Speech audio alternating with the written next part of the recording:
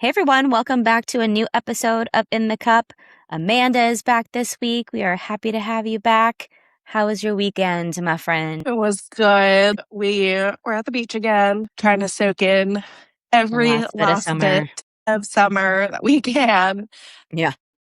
And, just dealing with horrible storms here in Charlotte again. So Tree gate continues. the tree gate continues. Listen, we had a tree go down. We took down 2 trees and we still got hit with a tree from our neighbor's yard. So tree gate continues. Yeah. Buy a home, they said. They said, buy home, it'll be great, it'll be fun. Never did I ever think that we'd be dealing with so many tree issues in our first year of having a house. But here we are. The one that fell in your yard was a monster too. Like humongous. Yeah. The whole video, it was like it was so big. And I really think it was one of the original trees from the neighborhood 60 years ago. It's a full-grown tree. It is a fully grown tree and it was healthy. So we're going to have a ton of firewood for, fall. Can you do that when they cut down the tree? Can you say can you put that over there in a pile for us so we can? Yes, we are definitely going to ask. Yeah, that is wild, but I am with you on the beach. And I mean, it's 88 degrees in San Diego. Wow. Or no, 91 degrees. Oh my gosh, it's a heat wave out there. Yeah, and more humid than normal because I played golf yesterday, which we'll get to in a minute. But I was sweating. When I would do my backswing, my arm felt sticky. And then you have to put on the sunblock, so that adds to it. I mean, it's a day on the golf course. But for San Diego, it was definitely a lot stickier than it normally is. I feel like it's actually hotter in San Diego than it is. Yeah, it's hotter than it is here today. Well, which is crazy. Gosh, I don't love that for us. Is it still humid there, though? A little bit, but it's not as humid as it has been. I think just because we've had so many storms, I think that it's cut the humidity a little bit, but we should be in the 80s all week this week. And we haven't seen something under 96 in several weeks. So we're making our way into fall slowly but surely. Well, that is good news, minus the tree. Yes, I'm ready for it. But we'll talk about my golf round. Well, it was my birthday weekend, so I had all of the activities planned. Friday night, did a little music in the park. There's a local DJ that had a little setup in Balboa Park, South Park area. There was a ton of people, all sorts of demographics. There was old Santa Claus looking dudes. There were Gen Zers. And then people were bringing pizzas. There was a group there with 3 things of sushi. It had In-N-Out bags.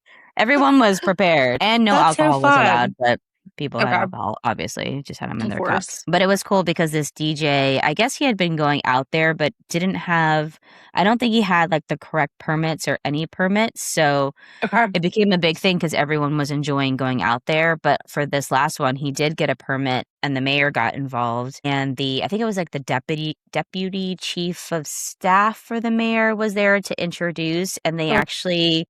Yeah, they made Friday his day. So he has his own day in San Diego now, which is kind of... That's fun. Yeah. And he was just playing, kind of today's top hits type, some old school stuff. It was vibey. We were out there with our hidden spicy margaritas, drinking it up. And then Saturday had a pool day because that's my second favorite thing to do behind golf. And then yesterday I played Torrey Pines South with Nicole. I have an update on my Hit 300 Golf Balls Challenge. I scored a 101, which is not great for the golf scorecard, but for the cause, for the American Cancer Society, which all of the donations for this goes towards, it is good for that. I was pulling my driver left the whole back 9, and it wasn't clicking. I blame the heat. I blame the heat, the sun, the sunblock, all of it. But it was fun. Great weekend, great vibes. When you're at this age, just kind of keeping it calm and chill. Yeah. Although it was a lot of activity, so I am kind of tired this morning. I was going to say, having an activity every single day it's kind of exhausting. It is. Even if it is because the pool, I'll usually lay out, but I think this time I was more in the water just because it was so hot, and the water was kind of bath watery, not comfortable, gross bath watery, but it wasn't as cool as it is because it's just been so hot. But again, not going to complain. I had a great time. I did my favorite things with some great people, so it was all good. Good birthday. That's fun. Yeah. Good. Well, let's get into the golf adjacent topic. You missed our whole crime junkie conversation last week with the Brit. I know, but I listened to it and I was so jealous I wasn't involved. Oh, we'll have to get the three of us on. I mean, this Lindsay Clancy thing is crazy. Just the way that the trial is progressing. But I was watching the trial before. I have actively been watching Crime Court TV. Like daily with this trial. Between that and I also was catching a little bit of the Tupac murder trial because that is also going on. So if you haven't, what about the Tupac murder trial? Isn't that solved? Oh my gosh! Or is there like a new suspect? Okay, let me tell you. We're gonna insert a little crime junkie into this one too. So there was a man who was arrested, I don't know, I guess about a year ago, but he's on trial for killing Tupac. And related the trial to Diddy? started.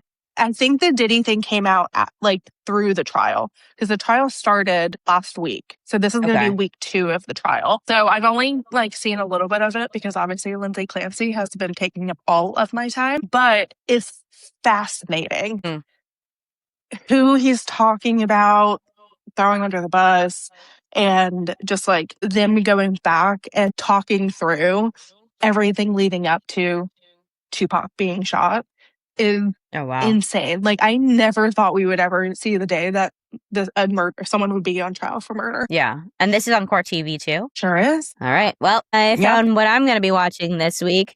I think it's also the, 96, 2006, 30-year anniversary of OJ. Yes.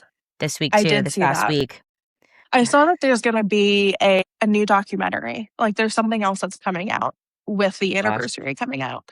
Oh God. I mean, it's crazy because when the trial happened, I think when I was in 5th, 6th grade, and at the time when you're a kid and it's a sports person, right? Yeah. You're they're your idol. So I remember vividly, we had it on the radio. Of course. During gym class, our gym teacher had it on, and that's when they announced that he was not guilty. So all of the kids were screaming and, oh my God, yeah.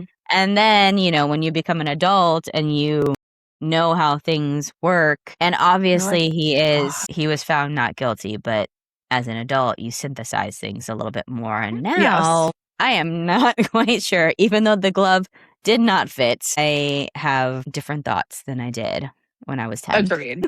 It is crazy to think, look back at some of those things, especially now with especially with the Tupac murder trial. Yeah. Now looking back at the technology now is so different. They can retest things and bring other things into the conversation and the argument that they probably couldn't if they did this years ago. But Lindsay Clancy is still my number one.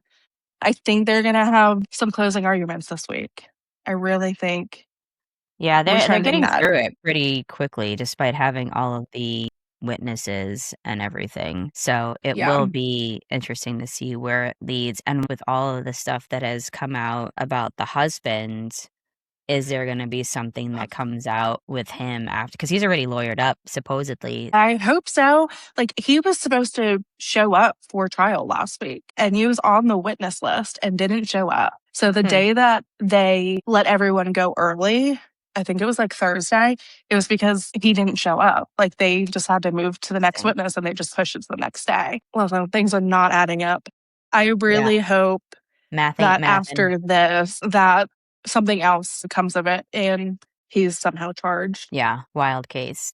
We did get some resolution in the Uncle Dennis thing, though. The NBA determined that they couldn't find any conclusive evidence that Steve Ballmer knew of these endorsements funneling money through Kawhi or to Kawhi to circumvent the salary cap. But I think they're still kind of looking into it a little bit.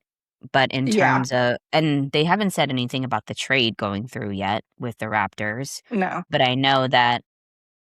I don't think it's going to go through. I think even with them saying that, there's no way. Like, there's been so much press around it. And, like, the NBA can say what they want. But I have done my research. This man knew. It may not be in writing. Yeah, because again, like we said, it's millions of dollars. How do you not know where this is coming from? You just see like a cool check or like $20 million drop in your account. And you're like, okay. Great. Cool. Thank you. Let me go invest in a soccer team in Rhode Island that I've never heard of before. Or, I don't know. I mean, I feel like maybe we add this to the future agenda, but just as we get to NBA season, with everything with like the LA Lakers and them being all of Josh Kushner and Baba, like that is going to unravel, and that's going to be someone's going to jail. I really think someone's going to go to jail in that situation. Well, we're moving into football and basketball season, so the best seasons. There's going to be some more drums coming up. I am certain of it.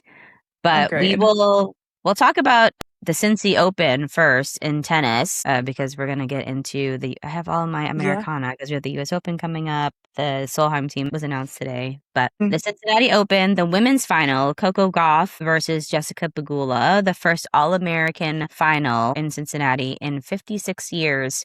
The winner was Coco Gauff. But I love Jess too. And I just hate that she hasn't won a major. And it kills me that people assume that she's not driven because her family has money. If you guys don't know, her family, the Pegula family, they own the Buffalo Bills, the Buffalo Sabres, and a bunch of other things. But from what I've heard from player interviews, Jessica is one of the most loved players on tour. Yeah. One of the nicest. She's actually pretty humble for having the money that she does. She does take private jets to tournaments sometimes, but don't tell me that if you didn't have access to a private jet that you wouldn't take it. Correct. If I could, I'm on that PJ all the time. Exactly. Absolutely. I agree. I think it's not giving her the credit of how hard she's worked. Like, she is so consistent in her game, and you never hear anything negative about her.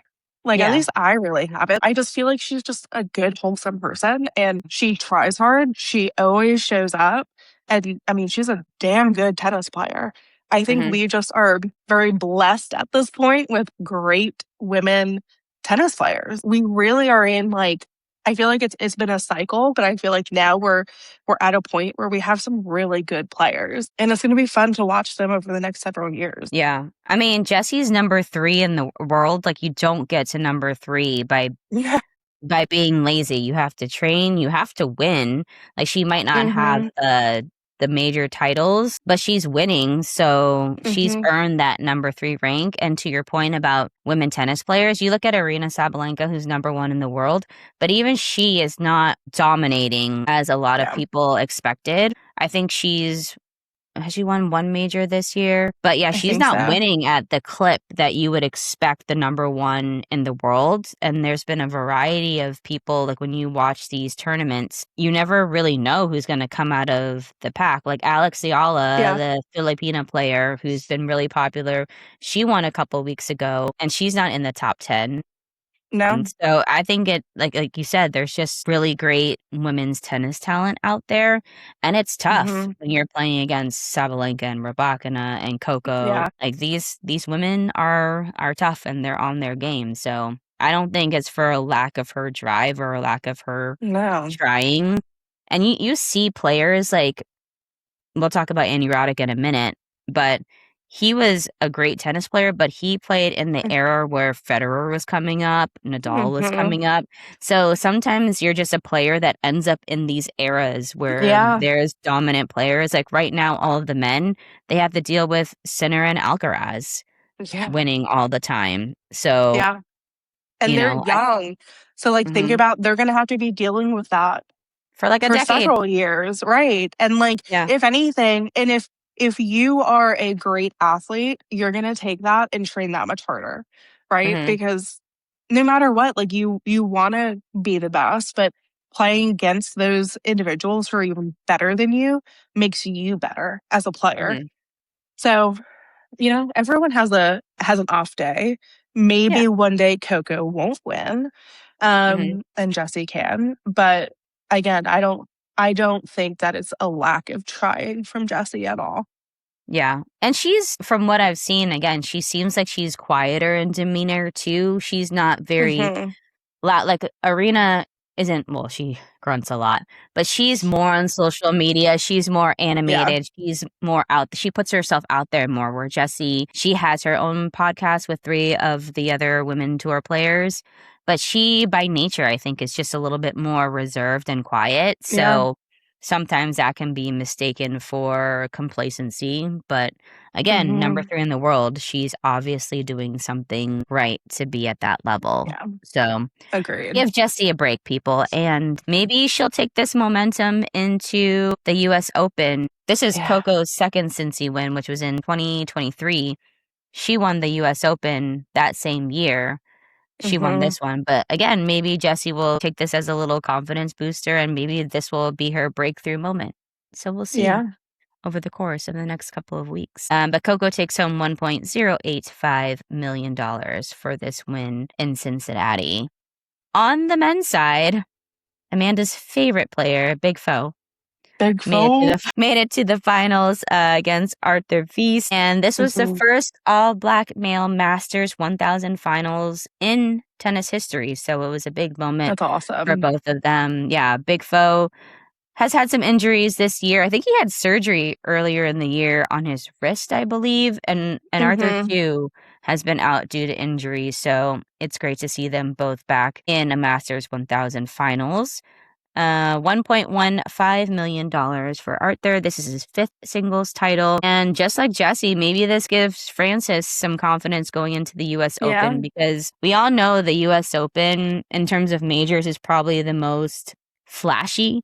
You have the bright lights of New York, although it's in Flushing, but you have all of the New York City glam. It's the fashion. Other athletes come out, the celebrities come out. So it's a huge affair. And Frances has been known to take advantage of the moment. He's usually out doing activations. He's on social media. A lot of the athletes, like Jimmy Butler, they come to see Big Foe. They're fans. So maybe this will just give him a little boost, and maybe it could be his breakthrough moment. But big week for the Americans overall. If he wins, Amanda. Oh, I'm going crazy. But the big thing this week about the U.S. Open is the ticket prices. Andy Roddick talked about it on his podcast. And I've been trying to go to the US Open for the past few years. A lot of the times I'm looking on Ticketmaster and all the resale sites. And usually when I'm looking at it, a grounds pass, or if you want some of the reserved seats for the big stadiums like Center Court, are probably like $500-$600 starting for upper tier, which for tennis sitting in the upper level isn't great, because obviously it's a little tennis ball. But that's been the topic of conversation. Just how do they kind of wrangle it in, especially with the resale? We all know how Ticketmaster is and how miserable it is to buy tickets on Ticketmaster. Well, and I think back to not only the U.S. Open, who was the most recent victim to Ticketmaster and resales, but the Masters tickets. There is no way you can ever get one, right? They're so outrageously priced. Everything for the World Cup. Are we to a point in society now where it's only like the rich and wealthy or influencers are the ones able to go to these big events? Because that's where it's kind of trending to. And it's sad because the big fans that, i.e. us, who have been trying to go for years, and I have always looked at the tickets and I've always wanted to go, but it's outrageous, right? And that's just to get in the building, not including anything to drink, anything to eat, like an Uber to and from, having to stay somewhere, and they up the Airbnb or hotel prices. It's going to be a $2,000, $3,000 weekend minimum with everything. It's almost taking it out of contention for the normal folk who are just normal fans who want to go and watch their favorite players. Yeah, I saw some of the comments on Andy's video where there's a lot of fans saying, I had been going for years and now the tickets are just insane. A honeydew is $23, which is it vodka or is it tequila that's in a honeydew? I think it's vodka. Either way, it's not worth $23. Which, again, a bottle of Grey Goose is $30 if they're getting it wholesale. Probably even less because they're going to order tons of bottles. Like, and you can get like 5 or 6 drinks out of a bottle, probably more because they water them down. Like the profit they're making off of all of this is insane. And it's because it's a honeydews. That's what you have at the US Open.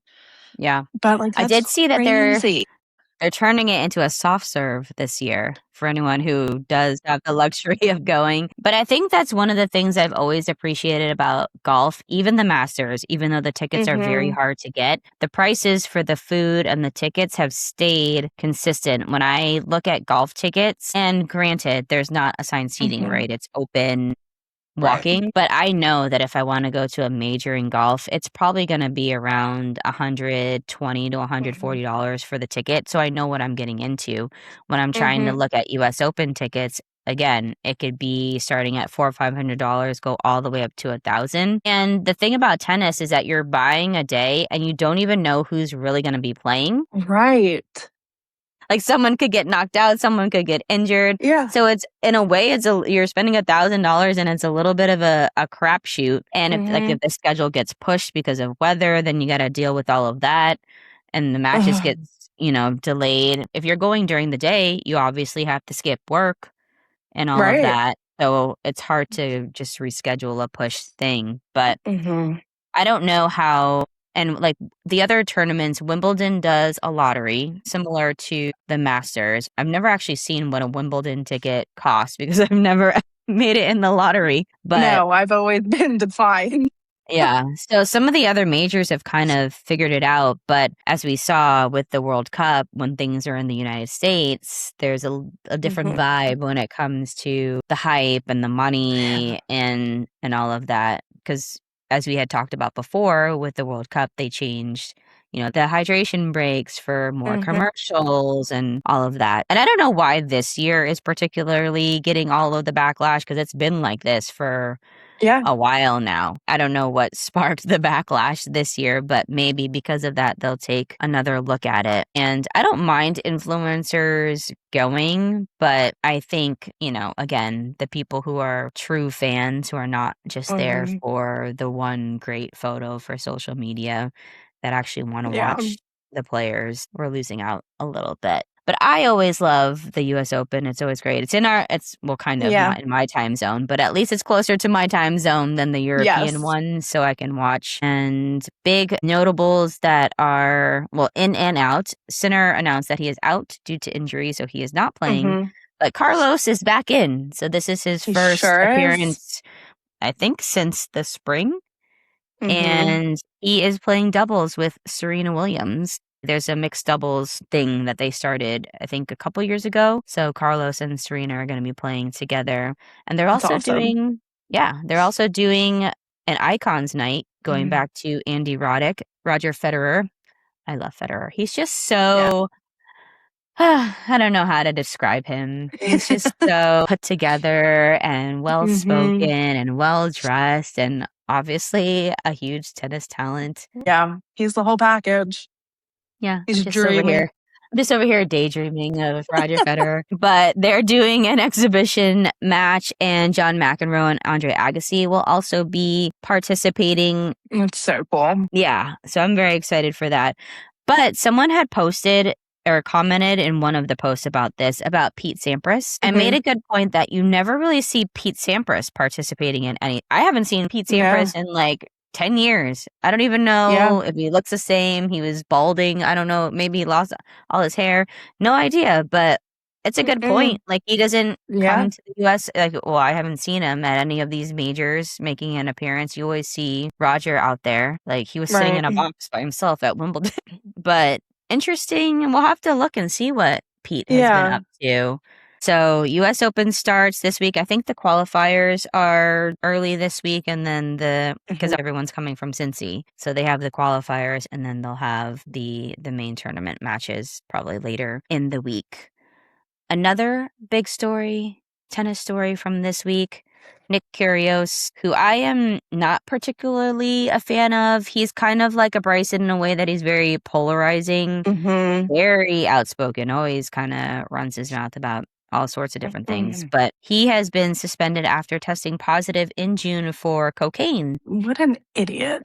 It's weird, though, because the event in Mallorca he was tested positive for was in May, but he played in Wimbledon, which was after. So my question is, why does it take so long to figure this stuff out with modern technology?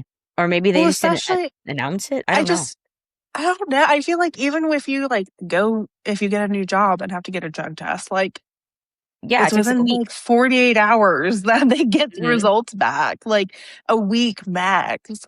So I don't know. That's some shady business. For him to be able to play in Wimbledon, especially if you tested positive before that, you should have been yanked from the tournament. Because isn't that the whole, especially if it's a PED, which is a performance-enhancing drug for those who aren't aware. But if you test positive for a PED and you get to play in like 2 or 3 tournaments after, isn't that defeating the whole purpose of the drug testing? Because it's supposed to eliminate you from competing and giving you the advantage. So that whole sequence I never really understood, because the same thing happened to Sinner and Iga last year when they had their things. It didn't come out till like months later after the initial tests. So I don't know. But cocaine is listed as a PED and stimulant on the World Anti-Doping Drug List. But the problem for me is that Nick Kyrgios has come out pretty harshly in the past against players who have tested positive for PEDs, like Sinner, like Simona Halep a few years ago. Someone had asked him if he would play doubles with Sinner, and he said, "I only play with clean players." And here you are, Mr. Cocaine user. And some people are like, well, cocaine's not like I don't know. Maybe they don't know that it's on the list and it is a stimulant, but they're like, PED is different than cocaine. I'm like, well, not according to the World Anti-Doping Agency. It's not. So. Correct. Also, you are a well-known athlete. You have you have to be a role model. Listen, and I'm not saying that there's not athletes and stars out there that are not having a great time, potentially dealing with some cocaine, whatever. Do what you got to do. Not for me. If you know you're going to get drug tested for your job, it's not even like you're going and like, oh, I'm just going to go play tennis. That is your job. You are a professional athlete.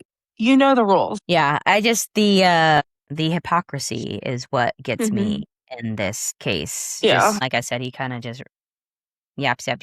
Very polarizing player on the tour and amongst the fans. It's either like a you love him or hate him kind of guy. Like a Bryson. And Simona Halep did post something on Instagram. I forget exactly what she said, but basically like a kind of a pot calling the kettle black type of situation. Rightfully so. In the golf world, in the backlash category, if you haven't seen it, Good came out with an ad promoting the new Callaway driver. And I'm not sure if Callaway was actually involved in the production of the ad, because their statement saying that they were disappointed in the content makes me think that they weren't part of the actual process of producing the ad. But if you haven't seen it, the video stars Good's owner, I think Garrett something is his name. Garrett Clark, yeah. And one of the Good girls takes the club out of the bag, and Garrett pushes her down to the ground and says, "Don't touch my new driver." But the music was music. The acting was bad, first of all. It was At horrible. the very minimum, bad acting, but received a lot of backlash because it's seen as promoting domestic violence, pushing a girl down on the floor, again with the whole perception of the eerie music. And one thought is, how did it get through all of these reviews and everyone thought it was okay? Is Right. question number one, or probably the main question. Like, what is your review process when it comes to content like this? But also, I was thinking too, because Garrett's the owner, Alexis, who is the part of the good girls, I think there's 4 of them. They obviously know each other. So I don't know if in the realm of thinking they were like, well, we know each other, so people will think it's funny. It's not 2 randoms. But if you're thinking about marketing a product, you can't assume that everyone knows all of these relationships. And in the grand scheme of things, outside of the golf world, do people really know what good is? Like, if you don't follow golf. So again, I don't know how it got to this point. I don't know.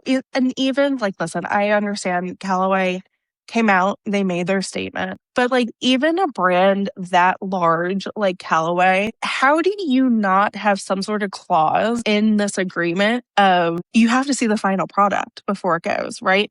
And if they did, how are people watching this and they're like, yep, let's air it, put it on Showtime? Like, no, who looked at the store like, yes, it's a good idea.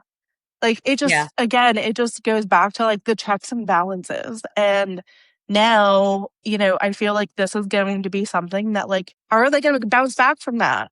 And is Callaway going to do another ad with them? Yeah. Not I don't know. not just Callaway, but the PGA Tour, because Good is the sponsor of one of the fall series events in November. And they're doing this thing with Big Break to qualify the 12 sponsor exempt players who are influencers into that tournament. So people are calling for the PGA Tour to cut ties with Good, probably Callaway as well. But to your point, usually if you are a partner company and you want to use a partner company's product in your ad, you usually have to run it by them and say, hey, we're going to do this ad for your driver. Like, take a look at it. Or is it clear? So you're right about those checks and balances. I don't know, but maybe because they're this whole YouTube golf thing, I don't know, they thought they had more freedom to do. I don't know. But either way, it's not a good look. You thought wrong. Yeah. You thunketh incorrectly. But yeah, I don't know. I mean, I think most of my social media feed has been posts about this, mostly from females, but there have been a lot of male supporters. And the thing is, with the whole YouTube golf, there's a lot of kids that follow Good. Most of their audience is male. So it's putting into the ethos that it's okay to do this type of behavior, which clearly it is not.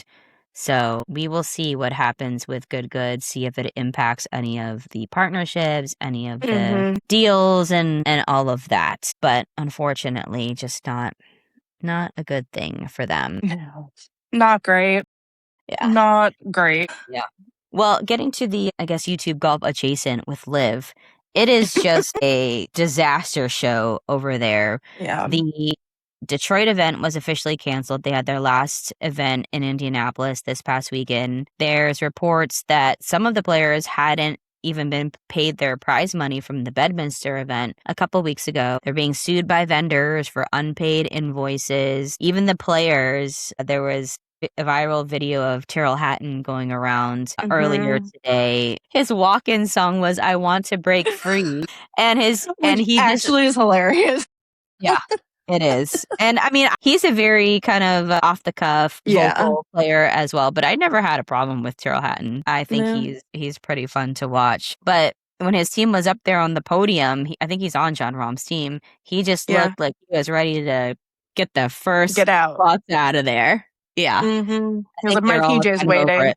Yeah, but he reportedly he's leaving and going back to the DP World Tour next season. He, like a lot of other players, I think, are just finally accepting the reality and figuring out ways to cut and run. Same with Jon Rahm, who reportedly is going to leave and come back to the tour. But I think Jon I feel like he should get harsher penalties than Brooks. I don't have really great reasoning for it, but I just feel like he should. No, I'm with you. I feel like, I don't know. I feel like he was so like supportive and gung ho and arrogant on like, it's just, ew. Pay more money. Pay us more money. Yeah. And who knows if he's going to get his $150 million he's still owed if he does leave, which if they're not paying vendor invoices and paying purses, I don't know where they're going to drum up your $150 million, John. And I just hate that they're calling it LIV 2.0. It's just dumb. It's just and live, that's all I have to say about that. It's just dumb. It's dumb. I don't like it. I don't agree. Yeah, and even Bryson today, who knows how to catch a headline, but Bryson posted on his Instagram a carousel of all of his wins from this season, and the caption was, "It was a good run."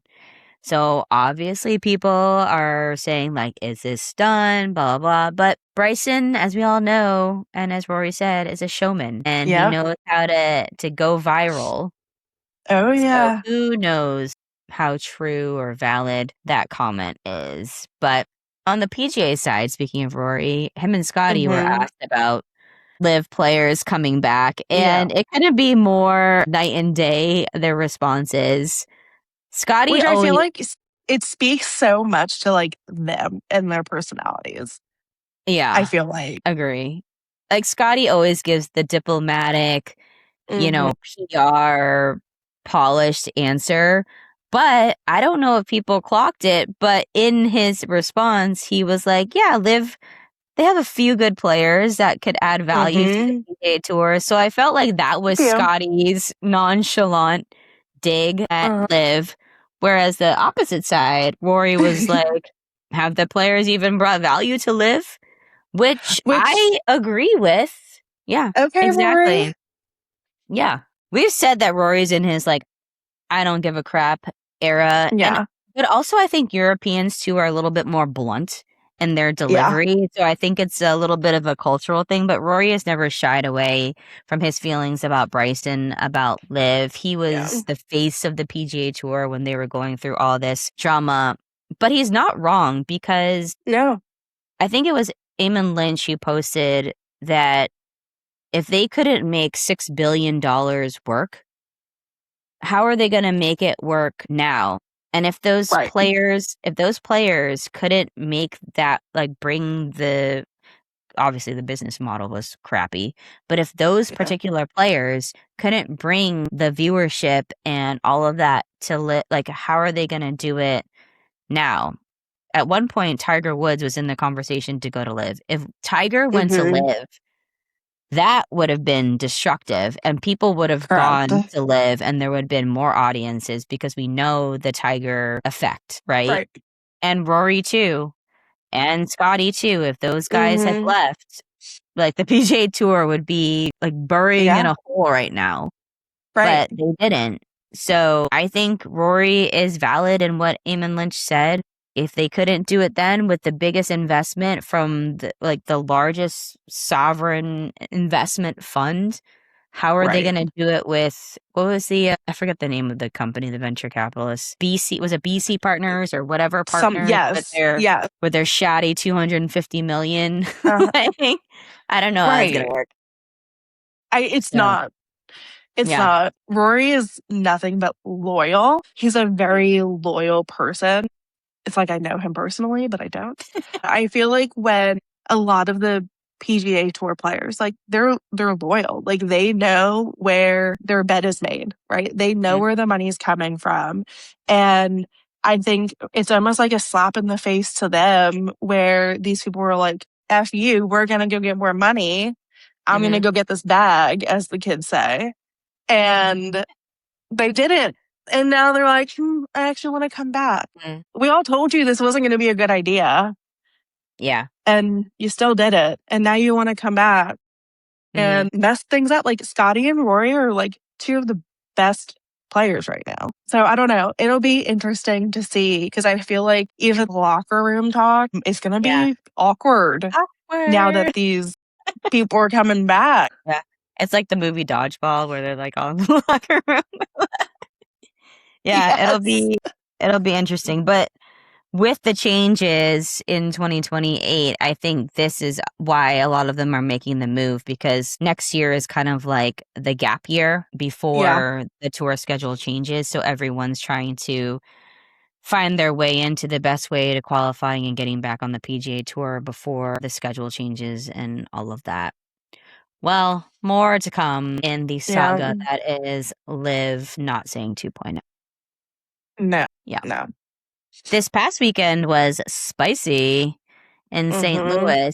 The winner was Wyndham Clark, who was, I think he was in contention, but I don't think he wasn't favored to win. Obviously, everyone was looking at Scottie coming off of his win from the previous week, but poor guy had hand, foot, and mouth all week, and he had talked about blisters on his hands and, you know, making it hard to hold the club and everything. But yeah, you never really know what a guy's going through, right?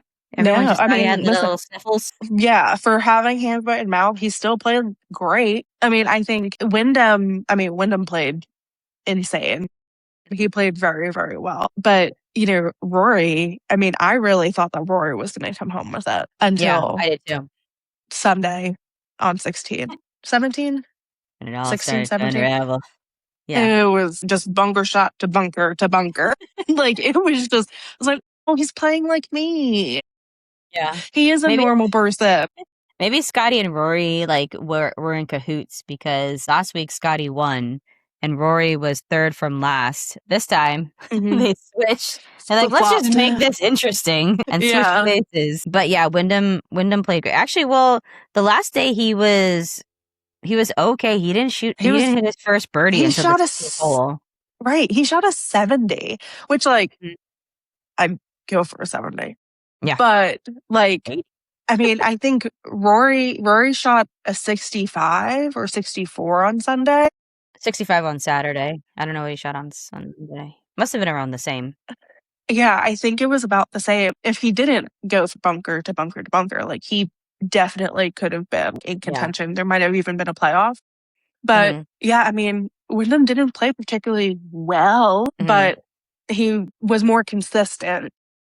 Yeah. Once he got in the groove. Yeah, they were tied at one point at 14 under. There was a 2-shot swing on the first hole. It was, I think Wyndham was minus 17. Rory was, I think, minus 13. And then there was a 2-shot swing where Wyndham bogeyed and Rory birdied. And I was like, ooh, this is going to be good. Ooh, yeah. And then when I was out on the course, I looked and they were on the back 9 and it was tied at 14 under. I was like, holy crap, this is going to be a crazy finish. And it was. But I feel bad for Wyndham. We've talked about his happenings at Oakmont and, you know, what happened at the U.S. Open. But he's still getting a lot of hate out there. I look at the comments when people talk about Wyndham and they're like, well, I'm glad all the lockers are safe in the locker room now. It's like, it's not funny. Like, Oakmont forgave him. He said he was wrong. He apologized. Let's move on. He repaired the locker rooms. Yeah. It's getting really old to do this whole, no, the lockers are safe. Like, yeah, just shut up. Yeah. And people are even coming out saying that he cheated again. I think there was like a shot in the rough where he took 9 practice swings and he was grounding his club behind the ball and people were thinking he was improving his lie, which, I mean, and the trenching thing. But I see players tap down, you know, marks on the green all the time. So, all the time. So I don't know. I think it's just, again, people just wanting to hate somebody for no reason. But you know what? He's going to take his $3.6 million right to the bank and ignore all of you. His girlfriend's moving in with him. He's in the Player of the Year conversation now. Yeah. So, she had her nice Chanel hat on. I was like, oh, she's getting a bag out of this one. Even she got a little bit of like flack too, because his dad was there and I think his dad went to like high five her and she was just caught up in the moment and turned away. So everyone's like, oh, his girlfriend shaded his dad. It's like, dude, you saw like 30 seconds, not even 30 seconds, 5 seconds of a clip of them celebrating, you know. So anyways, I think it's a little undeserved. Well, not I mean, I understand people's feelings, but it's also something that has been resolved, right? For all of the parties that it directly impacted. So why are you taking it so personally at this point. But yeah, going back to the player of the year, now he has 3 wins, including that US Open. So I think the conversation now is, we'll see what happens next week, but it was kind of like a Scottie, Matty Fitz. Now it's a Scottie, Wyndham. So we'll see what all the other players kind of value at the end of the season. Is it consistency? Is it wins? Is it both? Is it I just like Scottie better than Wyndham? I like USA better than Europe. We don't know. It's all subjective because there's no I looked it up. There's no actual criteria for how they judge. I think the players kind of have an understanding of what they look for, but like I could be going for consistency. You could be going for straight out wins. You could just like Scottie and not like Wyndham and vote for Scottie. I mean, I can even argue Rory. Yeah. How he's played this year and the Masters and all of that. Because yes, I mean, Scottie is the best golfer in the world. Yeah. But he's also had some shitty putting this season. Not which, if you look at consistency, right? But again, we're all human. They all play better than we do and probably ever will. But no, I'm very interested to see who comes out on top. But it's I don't know, I think it's fun that there's other people in contention, that it's not just a blaring Scottie Scheffler. Yeah, agree. And one of the fun, not the fun stories, but like the feel-good stories of the weekend was Gary Woodland, who we know he had the brain tumor that they found in 2023. He went through surgeries for that. He's been dealing with PTSD and anxiety and other mental health issues since. But he is making his first tour championship since 2019. And I can't find one person who thinks this is a bad story. And if you do, I question you as a human. But Gary is one of the favorites on tour. Seems like a very grounded, humble guy. I don't know if you've heard his putting routine where before he putts, he puts his hand over his heart just to feel his heartbeat, to, just remember that he's alive and still doing the thing that he loves. And it's just the most heartwarming story. And he is just grateful for every moment that he is on this earth. But I think everyone is happy to see Gary back at the Tour Championship. I think he's ranked after this week. He's 18 in the FedEx Cup standings. So, which is amazing. So congrats to Gary. Robert McIntyre and Patrick Cantlay also played their way into the top 30. The ones who moved out, Kurt Kitayama, Bud Cauley, who also had a good story from earlier this year, and Ricky. He was doing so good. I was cheering. I wanted Ricky to make it in. I think he finished at 32. It was not Ricky's year. But similar to Max Homa, they're bouncing back. And I don't know if you caught it last week, but when I was talking to Britt, Ricky's had or was it with you? But he's had this 2-year sinus infection that he's been dealing with. Yes. And after this season, he's going to get surgery on it, which is crazy to me. That's insane. I've had my fair share of sinus infections, and they are not fun. So I understand. Ongoing for 2 years. Yeah, Ricky, go get it figured out. Yeah, get all of it in there. So the season concludes next week at East Lake Tour Championship, and a lot on the line for these guys. So we will see. But I'm glad they're not doing that stupid 10 under starting scoring that they did. Everyone's back to 0 this year. So I appreciate that change, Brian Rolap. On the women's side, the CPKC Women's Open, Miyu Yamashita was the winner from this weekend. Wire-to-wire win. $412,000. It's her second win of the year. We talked about her earlier. She won the Meyer Championship, but it's her 4th win in the last 13 months. And she's been killing it between this and the Japan LPGA Tour. She has 13 wins on the Japan LPGA Tour. Yeah. Very wild, very under the radar. But I think we had talked about her when we had talked about her winning the last tournament. I think a lot of people had kind of had her on the radar that she was going to be doing big things. She set a scoring record. She won by 9 shots. So congrats to Miyu. That's just insane. A couple of notables, though, for the youngins. Kiara Romero had her debut as a professional. When I was watching in the early round, she was in the top 10. I think she was in the top 5. She did really well the first 3 days, but shot a 75 on Sunday, so that dipped her down. But she finished tied for 30, which is it's pretty good showing for your debut. And then Aphrodite Deng, who is still an amateur, she's only 16, so she doesn't get any of the prize money for her place, but she shot the lowest 54 hole score with a 200 for an amateur ever. Excuse me, on the LPGA Tour. So similar to we've been talking about these guys on the PGA Tour, Jackson, the Michaels, all doing well. The women, they have some fiery ones coming through as well. So it'll be a cool thing to watch as they progress in their careers.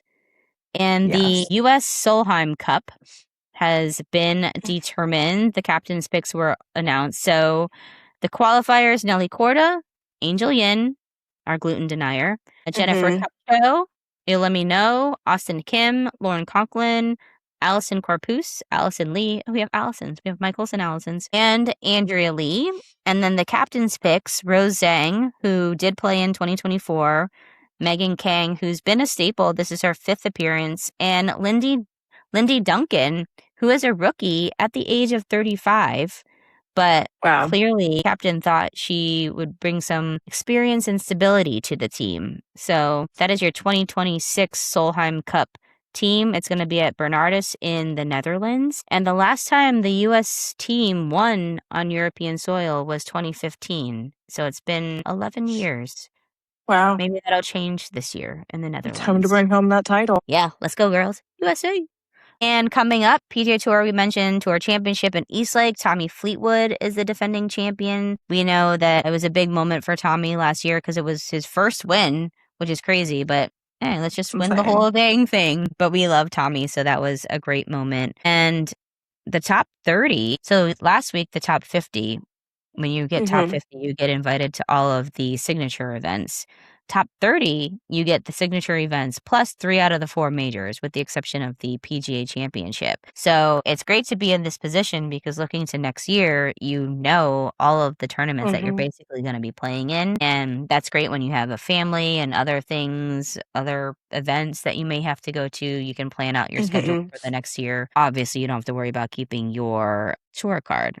Rory is looking for his 4th title. This is his 9th straight appearance, which is bananas. It's Scottie's 7th, in addition to Colin Morikawa. Wow, can't talk today. Colin Morikawa and Victor Hovland.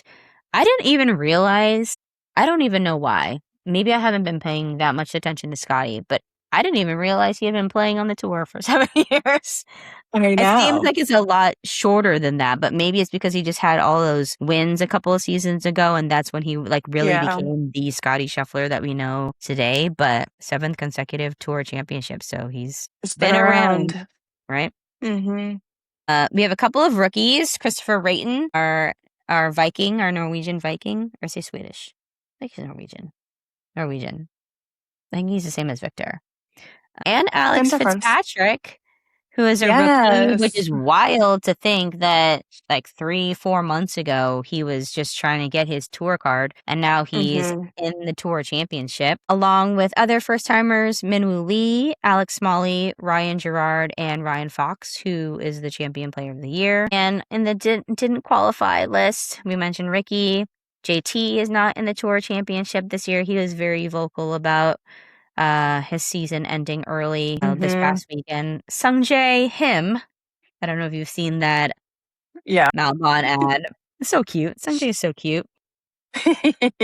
He played his way into the top 50, but just couldn't get it done for the top 30. And Aaron Rai, who is your PGA Championship winner. The LPGA is going to be in Boston at TPC Boston, and actually it's in Norton, Mass, which is south, but anything in the 15-mile radius. The metro area. Yes, Boston Metro, the FM Championship. But they used to play one of the FedEx Cup playoff legs at TPC Boston. I went when it was the Deutsche Bank. And then they started switching up all the locations. But Miranda Wang is the defending champion. And last year, that was her first LPGA title. And I actually hadn't heard about Miranda. I'll have to look her up. That's a new name for me. And the field, Nelly's going to be there, Gino, and 14 out of the 15 winners from this season will be there.